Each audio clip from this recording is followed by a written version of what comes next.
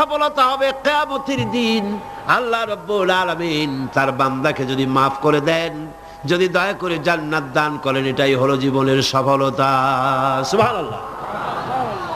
আল্লাহ পাক বলছেন সাফল্যের কোরআনী ধারণা ভিন্ন রকম। সূরা বাকারার প্রথম দিকেই বলা হয়েছে জীবন সফল হওয়ার জন্য কি কি করা লাগবে। আল্লাহ জীবন যাদের সফল হবে তাদের গুণ বর্ণনা করা হচ্ছে। শোনেন, আল্লাহ পাক বলছেন যারা নাকি গায়েবকে বিশ্বাস করবে, অদৃশ্যকে বিশ্বাস করবে। আমরা বিশ্বাস করছি কিনা? আর যারা জবাব দিলেন না তারা বুঝি করেন নাই। অদৃশ্য বোঝেন তো? অদৃশ্য কি? আল্লাহ পাক। আল্লাহ পাকের দেখি না কিন্তু বিশ্বাস করি নেই।